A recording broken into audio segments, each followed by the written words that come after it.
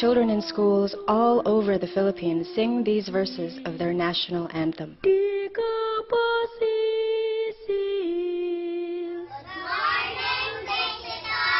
They are Filipinos, one of over 90 million people living together on approximately 115 square miles of archipelago east of the South China Sea.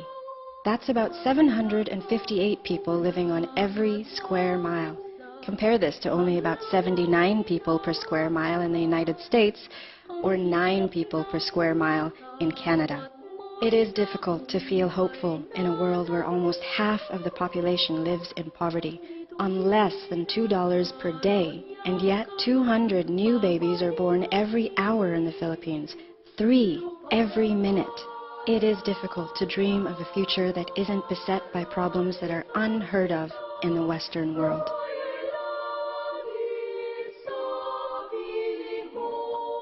Absolute poverty, natural disasters, political upheavals, non-existent social services, and inadequate education.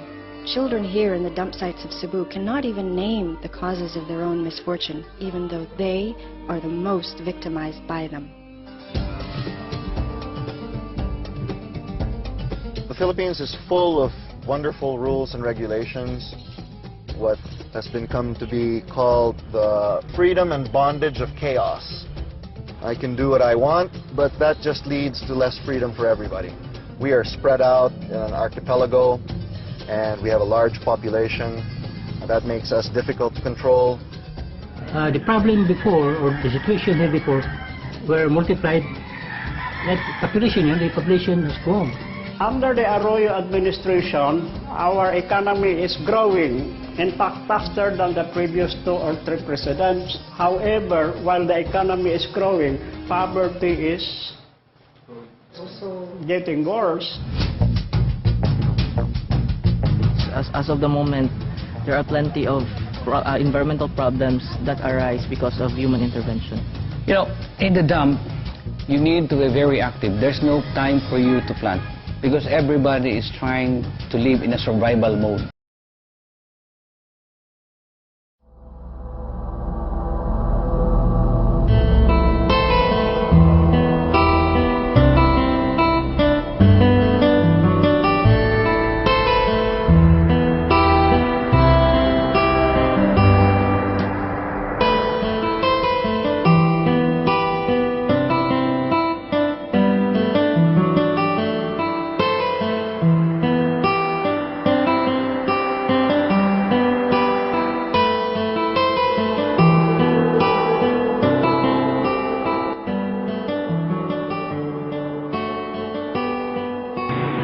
Poverty in the Philippines. Poverty and inequality in the Philippines remains a challenge in the past 4 decades. The proportion of households living below the official poverty line has declined slowly and eventually, and poverty reduction has been much lower than in neighboring countries, such as the People's Republic of China, Indonesia, Thailand, and Vietnam. Economic growth has gone through boom and bust cycles, and recent episodes of moderate economic expansion have had limited impact on the poor. Great inequality across income brackets, regions, and sectors, as well as unmanaged population growth are considered some of the key factors constraining poverty reduction efforts.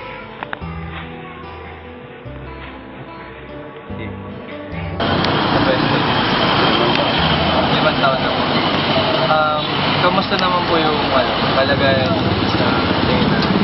Lang maghanap buhay, alakad, para may pagkain. Yung pangangalakan niyo po, sapat po ba yun sa pamumuhay niyo mga araw-araw? Tama lang yung budget lang. Sa pwede niyo po ba akong kwento tungkol sa 5 taon ng paninirahan? Ano po yung mga... Sa loob ng 5 taon na naranasan namin ang hirap. Uulihin kami. Dadalhin yung mga gamit namin, ikakarga sa truck. Yan lang. Tapos, yung ano po, yung pag yung tipong sa pangkain nyo, may oras pa po ba na wala po kayong perang pangkain? Meron din. Kung minsan nangungutang.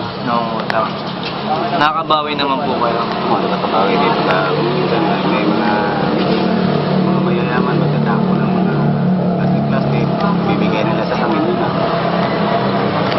ba, kapag po ba, yung tipong may sakit po, yung paano nyo po na lalampasan nyo, yung may, sa buhay nyo, yung problema. Nagkakasakit. Opo, Nagsisikap na lang kami na maghirap para may pambili ng gamot. panggamot. Ano po yung kadalasang sakit na nakukuha nyo sa ganitong pwesto nyo po? Ano nakukuha namin dito, may nagbibigay sa amin. Pangalawa, magsikap na mga ngalakal para may pangkain na maibinta. Pag ano po ba, pag nagkakasakit kayo, yung pangkalakal nyo po ba, sapat po ba yun sa binibili nyong gamot? Yung binabudget na lang namin. Ano ba? Ate, para may pangbiling gamot, pangbiling bigas, tao lang. Hindi po ba napakahirap nun? Kasi dinidepend nyo po yung sarili nyo. Minsan hirap talaga. Maghalo na lang ang pawis mo at saka luha. Tsaka, pwede po ba iba bang mga kwento iba po ba yung kwento sa naranasan? Marami akong naranasan. Kung minsan sa pagpangangalakal, nakulong ako sa hindi tuduong kasalanan. Ay, napagbintangan po. Pagbitangan lang. Tinuturo lang ako. Pero sa tagal-tagal, nakalaya ako. Kalabas na ako yun. Mataya na rin ako. Nakasama ko yung pamilya ko. Yun lang yun.